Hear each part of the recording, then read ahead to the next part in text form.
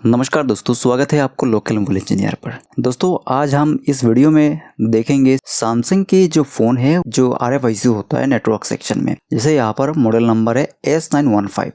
तो ये बहुत सारे फ़ोन में देखने को मिल जाता है, ठीक है। तो सैमसंग फ़ोन की नेटवर्क सेक्शन किस तरह होता है, हमने तो मीडियाटेक, क्वालकॉम ये देखा है। तो सैमसंग फ़ोन में किस तरह होता है, उसका सर्किट कैसा बनता है, कौन कौन सी वोल्टेज आता है और उसमें जो फोल्ड बनता है कैसा फोल्ड बनता है।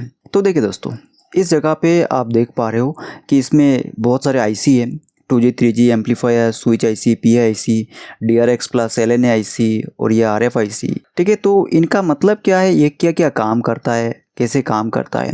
जैसे APT के बारे में अगर आप जानते हो तो आपको पता है DRX प्लस LNA ये क्या है, ये आईसी असल में काम करता क्या है और आईसी दिखता कैसे है। तो अलग अलग फ़ोन में इसका सर्किट किस तरह बनता है, जैसे इस आईसी को लेके अलग अलग फ़ोन में कैसा कैसा सर्किट बनता है, तो उसको सबसे पहले समझना हमारे लिए ज़रूरी है। क्यों मैं ऐसा कह रहा हूँ, देखिए अभी मैं चाहता तो इसको डायरेक्ट आपको समझा सकता। जैसे यहाँ पर मैं ऑलरेडी आपको दिखा रहा हूँ कि यहाँ पर कौन कौन सी लाइन किस जगह से जोड़ रहा है, तो आप इसे समझ ही सकते हो। लेकिन अभी अगर मैं आप लोगों को समझा दूंगा एनिमेशन से तो आपको शायद समझ में नहीं आएगा कि मैं क्या बता रहा हूँ। इसीलिए सबसे पहले हार्डवेयर जो सोल्यूशन होती है, कंपोनेंट नेम, उसी से हमें पहले समझना है DRX प्लस LNA क्या है, इसके आसपास क्या रहता है, इसके सर्किट में कौन कौन सा कंपोनेंट्स रहती है, ये क्या है, कैसा दिखता है, ये कैसा दिखता है, ये कैसा दिखता है, इनको समझना बहुत ही ज़रूरी है। और ये जो RFIC अलग अलग फ़ोन में इसका जो सर्किट बनता है उसको भी समझना ज़रूरी है, ठीक है। तो हम दो ऐसा कॉमन मॉडल लेंगे जो मॉडल में हमें पता चल जाएगा कि किस तरह सर्किट बनेगी इस आईसी को लेके और हम समझ जाएंगे, ठीक। तो वीडियो पे आप बने रहे ना। मेरे हिसाब से ऐसा वीडियो यूट्यूब में आज तक किसी ने नहीं दिया होगा और मैं ये कंप्लीट जानकारी आप लोगों को देना चाहता हूँ। तो प्लीज़ वीडियो को पूरा वॉच कीजिए, ठीक है। तो चलिए देखते हैं सबसे पहले हार्डवेयर सोल्यूशन को। तो देखिए दोस्तों, इस जगह पे मैंने कुछ मॉडल ले लिया है सैमसंग फ़ोन की, जैसे कि इस जगह पे A105 और फिर इस जगह पे A145।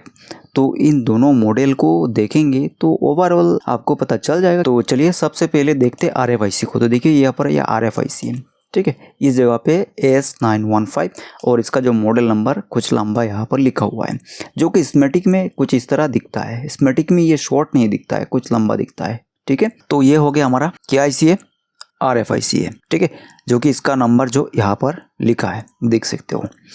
तो इसके बाद ये जो बिग साइज का आईसी दिख रहा है, ये कौन सा आईसी है, तो ये आईसी हमारा स्विचर आईसी है। देखिए 2G 3G 4G लो बैंड और मीडियम बैंड की स्विचर आईसी है।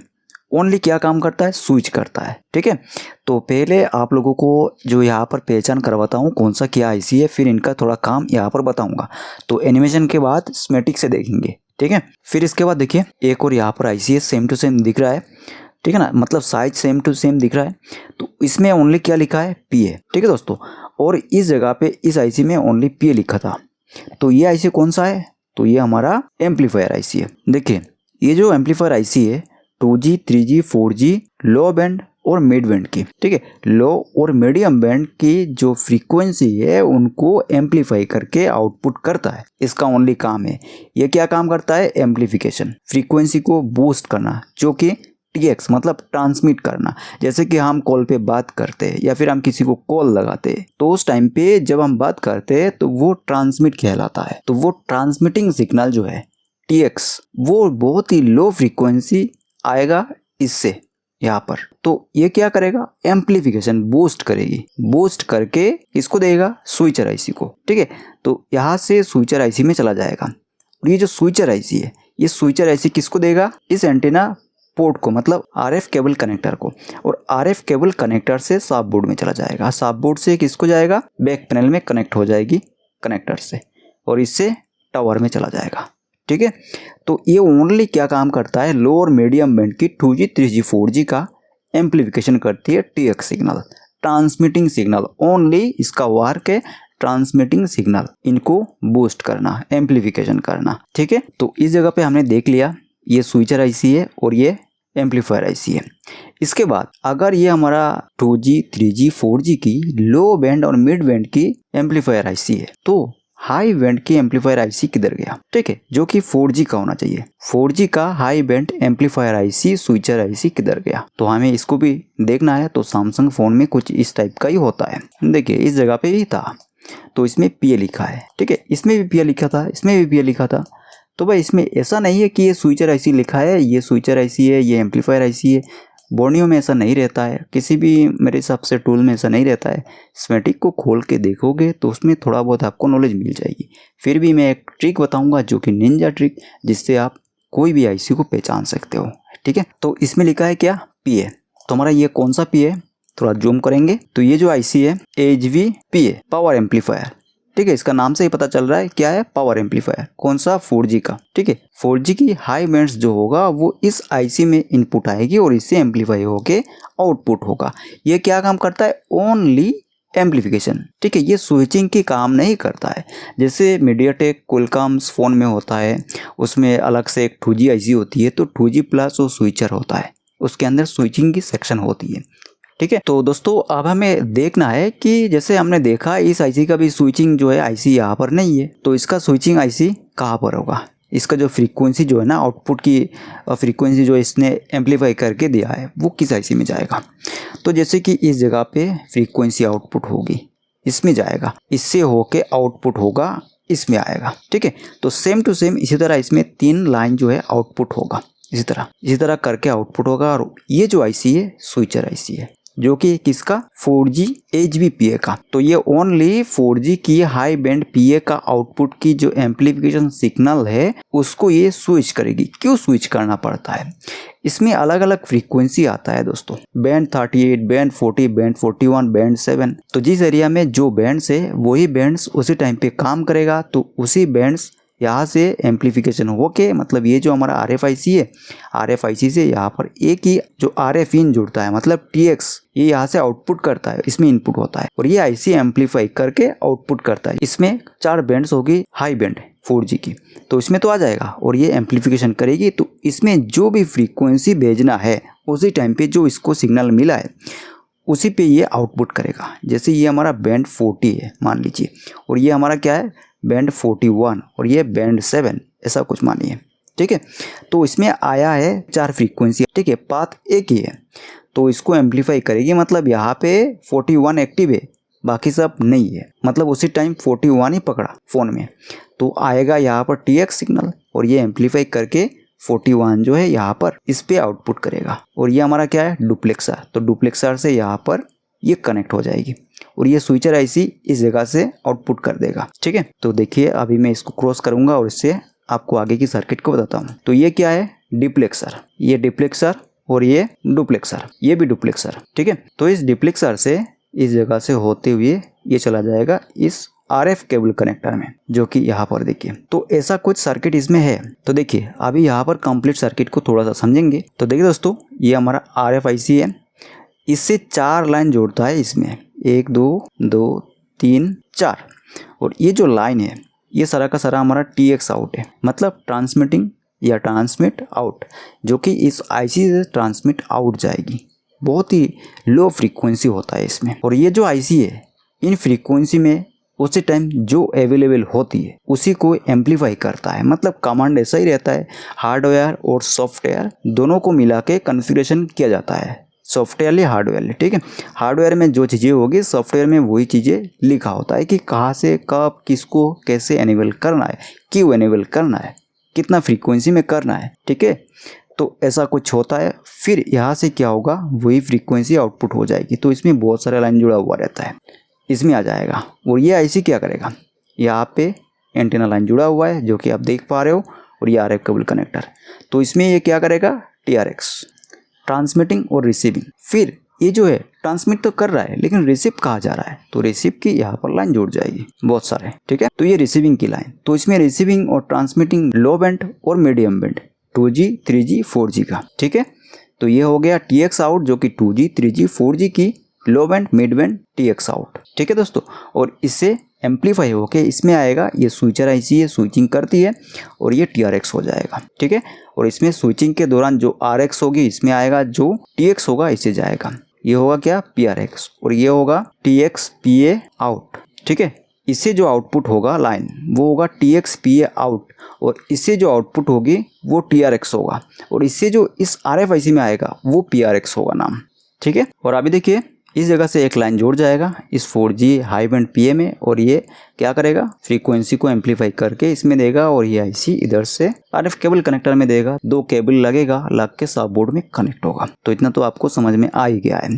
तो अभी देखते हैं कि छोटे बड़े बहुत सारे IC हैं, उनको देख लेते हैं। तो दोस्तों ये जो है हमारा IC बैंड पास फिल्टर है, और ये स्विचर IC है, ये डुप्लेक्सर है, ये क्या है LNA IC है, लो नॉइस एम्पलीफायर, और ये भी हमारा क्या है बैंड पास फिल्टर, ये भी बैंड पास फिल्टर। तो देखिए इसमें कुछ और IC है, इस जगह पे ये हमारा APT IC है, इसका कोयल है। तो ये जो APT IC इस जगह पे आउटपुट करता है, और इसे स्विचिंग करके इसमें एक लाइन जोड़ता है, ठीक है, और दूसरी लाइन हमारा इस जगह पे एक और जोड़ता है। देखिए इस जगह पे इसमें जोड़ता है, मतलब कि ये भी एम्पलीफायर IC है और ये भी। तो दोनों एम्पलीफायर IC में VCC जो हमारा APT वोल्टेज वो आएगा, इसमें नहीं आएगा, इसमें भी नहीं आएगा, और किसी में नहीं जाएगा, ठीक है दोस्तों। तो अभी हम यहाँ पर देखे हैं कि भाई RFIC, switcher IC, 2G 3G 4G है, लो band high band amplifier IC, ये भी सेम उसी तरह, ये स्विचर IC है, ये 4G PA, इसका स्विचर IC ये है, ये APT IC है।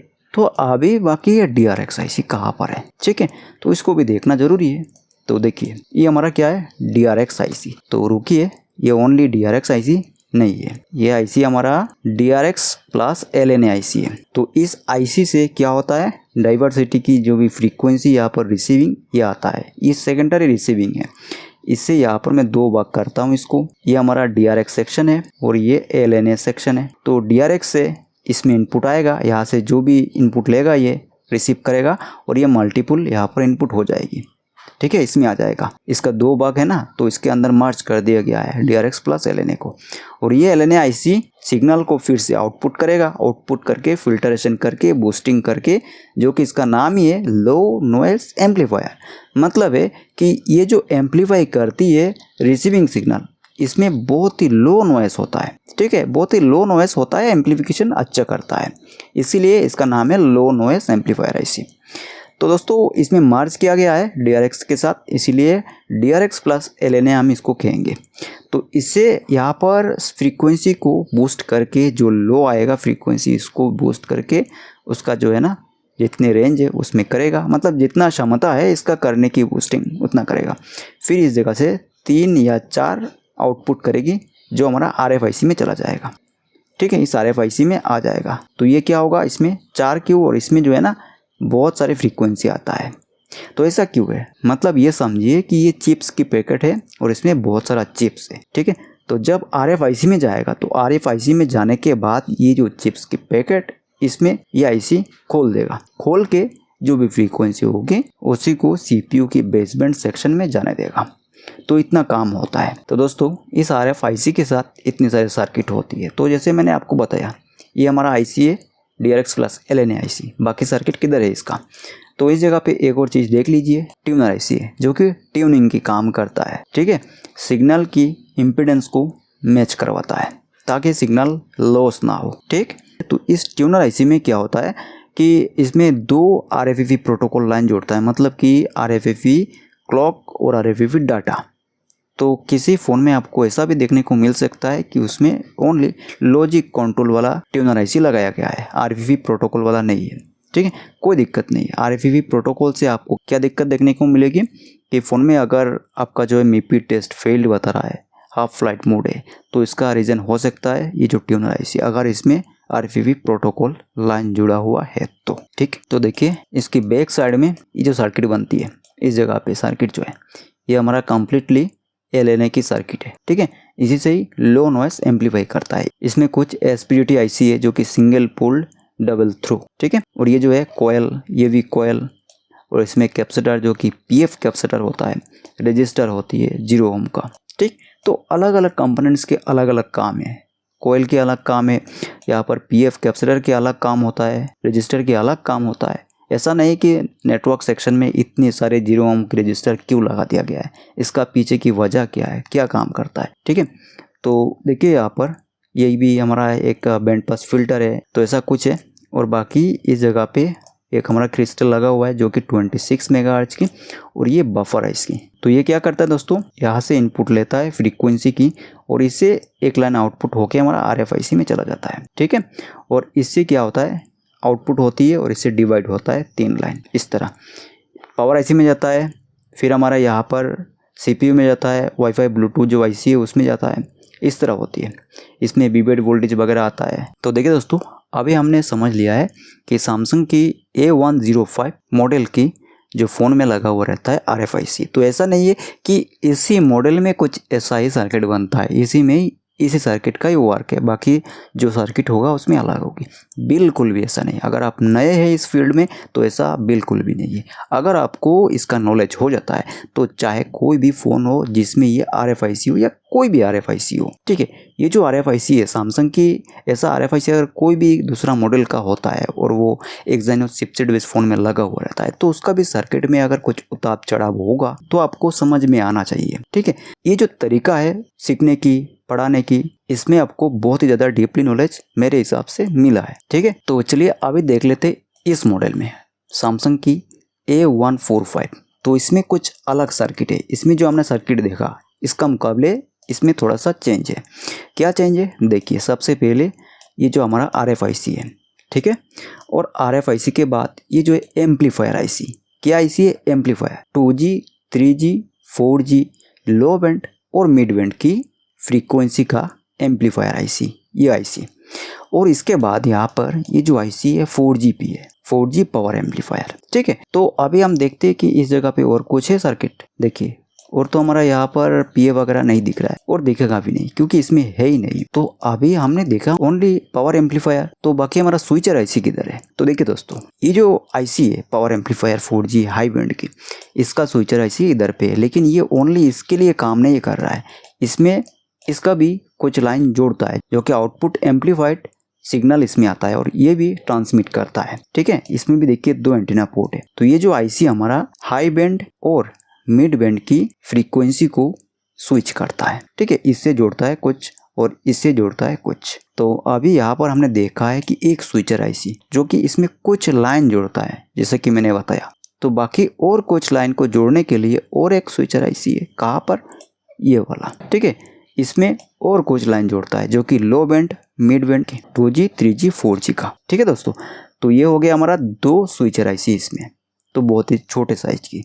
और ये पावर एम्पलीफायर जो कि 4G का हाई बैंड का। तो दोस्तों इन पे जो है देखिए, इन पे भी प्रोटोकॉल लाइन जोड़ता है, इन पे भी जोड़ सकता है, इन पे भी जोड़ सकता है, जो कि स्कीमेटिक से पता चल जाएगा। इस पे भी जोड़ता है, ठीक है। और DRX IC जो है उसमें भी जुड़ेगी। ट्यूनर IC में हम देख सकते हैं, पता कर सकते हैं, वो क्या आता है, लॉजिक वाला भी होता है, प्रोटोकॉल वाला भी होता है, ठीक है। लॉजिक प्रोटोकॉल, तो स्कीमेटिक जो है यहाँ पर इसी से आप पता कर सकते हो। और जिस फोन की हार्डवेयर स्कीमेटिक कुछ भी नहीं है उसमें कैसे हम देखेंगे, उसका भी तरीका है।